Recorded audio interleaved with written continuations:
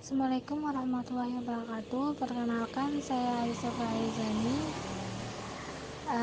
Selamat bergabung untuk teman-teman di dalam Sekolah Filsafat Dasar bersama tokoh filsafat Muslim Al-Ghazali.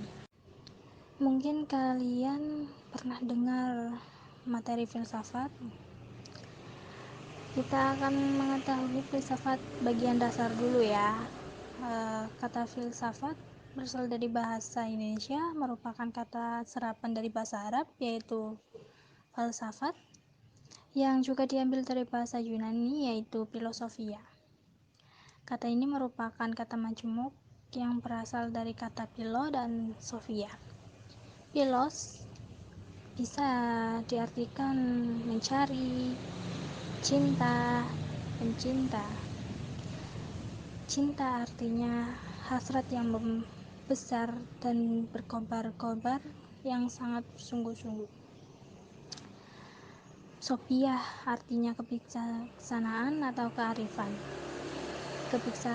Kebijaksanaan sendiri artinya kebenaran sejati atau kebenaran yang sesungguhnya.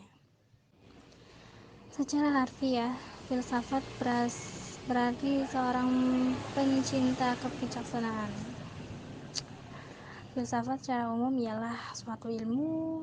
Filsafat berusaha menyelidiki hakikat segala sesuatu yang memperoleh kebenaran. Filsafat juga bisa disebut dengan suatu usaha untuk berpikir yang radikal atau menyeluruh. Objek filsafat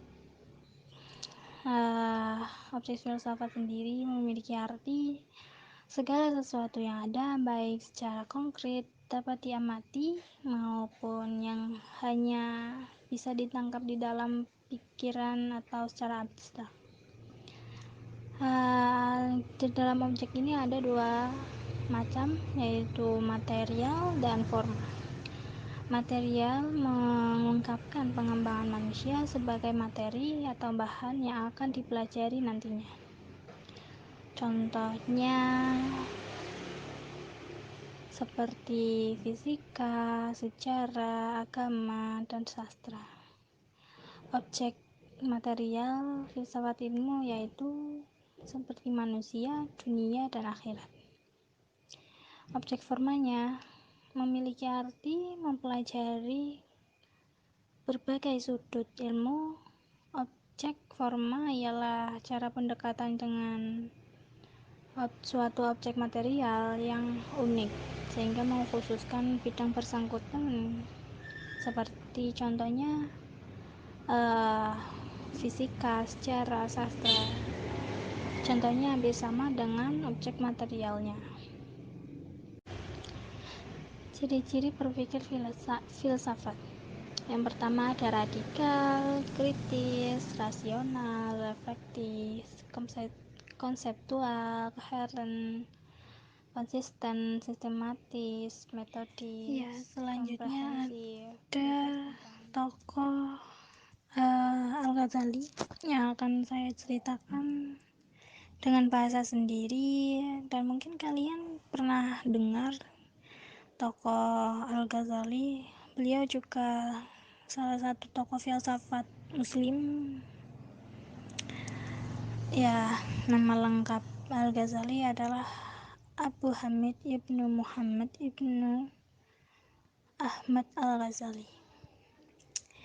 Beliau terkenal dengan Al-Ghazali. Dia terlahir di kota yang kecil yang terletak di Tus, dekat Tus, provinsi Khurasan. Nama Al-Ghazali ini berasal dari Ghazal, yang artinya tukang menenun benang, karena pekerjaan ayahnya adalah menenun benang wol. Al-Ghazali ini juga diambil dari kata Ghazalah, yaitu nama kampung kelahiran Al-Ghazali. dan inilah yang banyak dipakai sehingga namanya pun dinisbatkan oleh orang-orang pekerjaannya atau kepada tempat lahirannya. Orang tuanya gemar mempelajari ilmu tasawuf karena mereka hanya mau makan dari hasil usaha tangannya sendiri, yaitu menenun wol. Dan ia juga terkenal pencinta ilmu dan selalu berdoa agar anaknya kelak menjadi seorang ulama.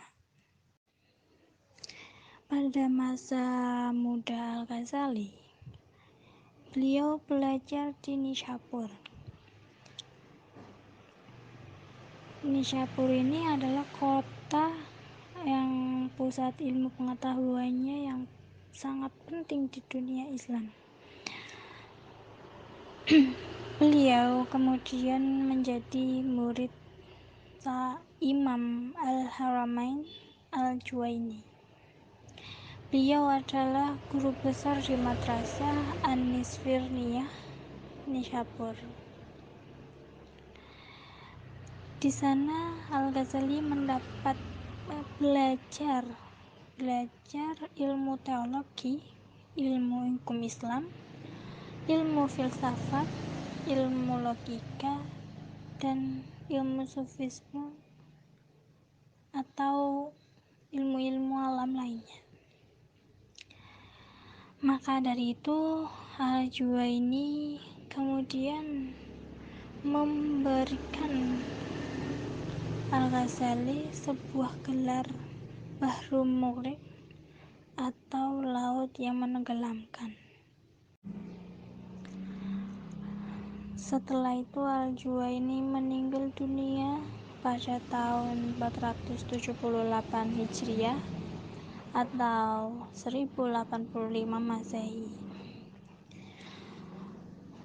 Di saat Al-Juwaini meninggal dunia, Al-Ghazali meninggalkan Nishapur. Beliau berkunjung kepada Nizam al-Mulk di kota Muascar. Di sana beliau mendapatkan penghormatan dan penghargaan yang sangat besar sehingga ia tinggal di kota itu selama 6 tahun. Pada tahun 1090 Masehi, ia diangkat menjadi guru di sebuah nisfimiyah di Baghdad. Beliau menjalankan pekerjaan itu dengan tulus dan beliau berhasil. Selain mengajar, beliau juga memberikan suatu bantahan-bantahan terhadap pemikiran golongan Batiniyah, Islamiyah, golongan filsafat, dan lainnya. Selama 4 tahun lamanya, Al-Ghazali memangku jabatan sebagai guru. Beliau menulis buku-buku ilmiah dan filsafat. Pada tanggal 14 Jumadil Akhir 505 Hijriah atau 1111 Masehi, dalam usia 55 tahun beliau meninggal dunia.